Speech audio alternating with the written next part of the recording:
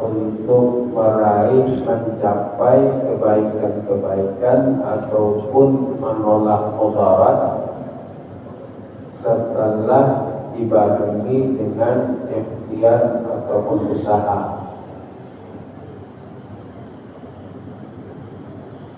Misal ada orang ingin anaknya menjadi orang alim. Saya pernah ketemu dengan ibu-ibu, Pak Ustaz katanya, doakan anakku nih menjadi orang alim. Doakan juga Bu, saya bilang.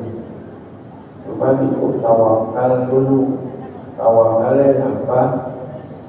Nanti sekolahnya carikan sekolah yang mengarahkan dia orang alim. Masukkan dia ke pesantren.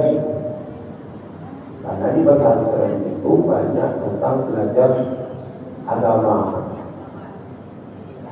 Kalau tidak dimasukkan ke situ secara umum, ya, secara akal, ya sulitlah dia orang alim, ya kan? Anaknya masuk sekolah di SD kan, ya sedikit belajar agamanya. Karena mungkin dia jadi orang alim, secara akal aja dulu kan. Tapi kalau umpamanya nanti jadi orang alimnya, berarti ada pengecualian, apa namanya, exception, pengecualian. Secara umum tidak akan jadi orang alim. Lihatlah orang-orang alim berbedaan. Takuninya, bapak lulusan mana? Lulusan pesantren di Jambi. Yang satu bapak lulusan mana? Lulusan Mesir. Ya kan? Nah, ini orang alim. Jadi begitu juga apa yang ingin kita raih itu mesti bertawakal dulu. Baik itu mencapai kebaikan maupun menolak mudarat. Menolak mudarat itu juga tawakal kita kepada Allah. Orang di situ dan lewat di situ ada monyet ganas, apa aja ya, boleh lewat di situ ya, tanah-tanahan. Ini tidak tawakal, tawakal itu berusaha menjauhi itu namanya menjatuhkan diri dalam kebinasaan.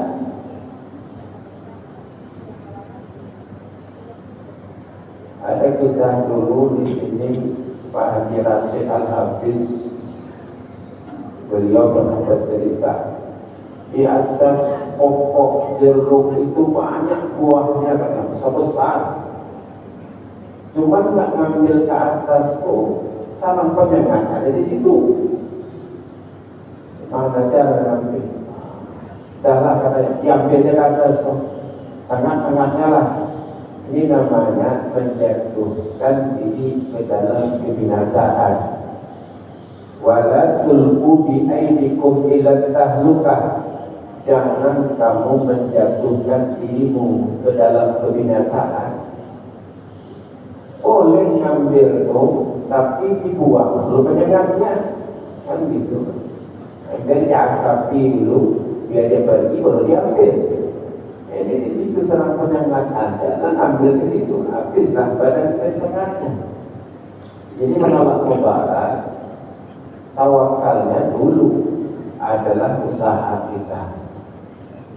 Lain halnya memang kalau kita ngambil kata suka disengatnya itu lain, Pak. Itu namanya pengecualian juga.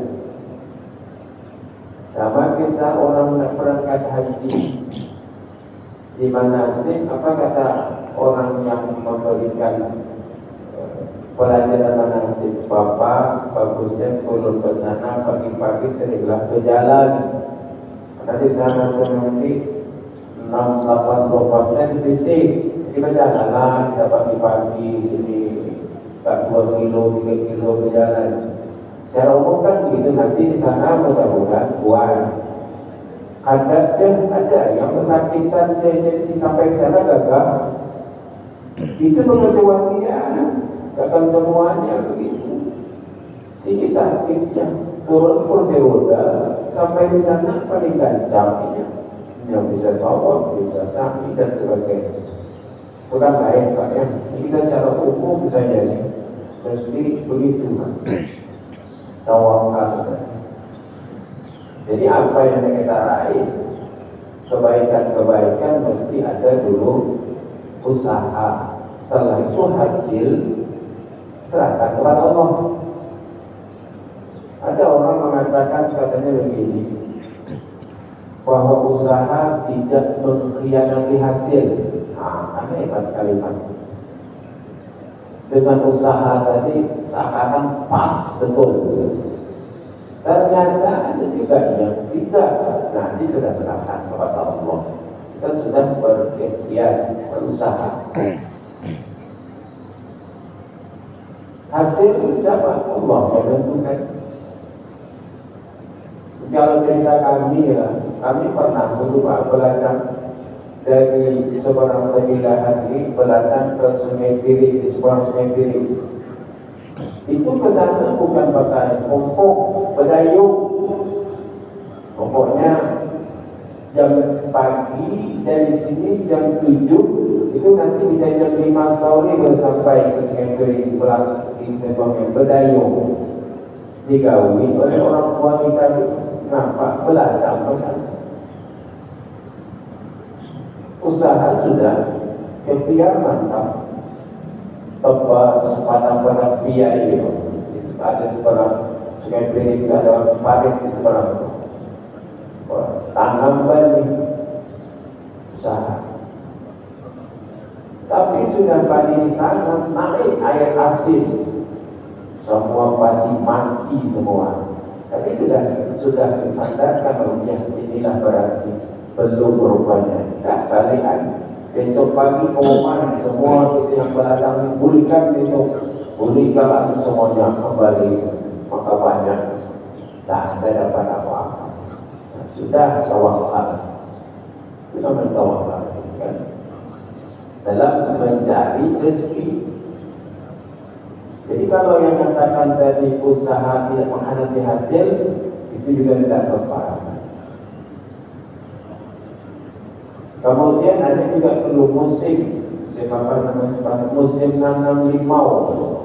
Termasuk juga abad nanam limau dari kakak seorang nanam limau.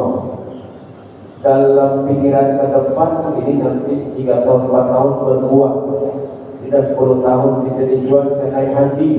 Nah, itu sudah dalam akal kita. Tapi setelah ditanam batangnya macam jari misalnya datang penyakit mati semua. Oh, dipanggillah ahli-ahli dari pertanian PPL. Pakai inilah yang proses dan sebagainya, tidak ada, mati semua. Ingatkan Bapak itu, dulunya di sini kan kayak kapal atau jeruk di bawah ke daratan. Kami penambang pokok modal itu. Tak berhasil, habis makian semua. Nah, tapi sudah tadi tawakal, sudah berusaha. Nah, jadi kalau mengatakan bahwa usaha tidak menghadapi hasil, kan salah juga. Ini Jawa sekarang, sudah tanam padi, datang musim kemarau, tanahnya pecah-pecah, mana ada yang berhasil? Oh, rugi ratusan juta. Kalau setiap usaha berhasil, wah mantap benar. Cuma sudah diserahkan kepada Allah, sudahlah Allah saja sebagai penentu. Allah suka orang sudah bertawakal kepada-Nya. Untuk menjaga keamanan harta benda kita juga di rumah, itu juga mesti tawakal dulu. Malam-malam rumah itu dikunci. Harta yang berharga misalnya disimpan di dalam kamar. Kamarnya dikunci pula kamarnya. Dalam kamar ada pula lemari. Lemari ada pula lacinya. Dikunci dalam laci lagi. Karena ada emas rendah banyak kan? Dikunci. Jangan diletakkan di atas meja di luar, lalu pintu tak dikunci. Itu tak tawakal juga. Kalau apa juga ada hilang-hilang aja. Nah ini juga tawakal dan tak betul juga. Karena Nabi pernah ketika datang tamu kepada Nabi, datang tamu, kata Nabi di mana kudamu tadi? Di situ meletakkan. Sudah kau ikat, kata Rasulullah. Belum ke sana. Kenapa tadi ikat? Tawakal.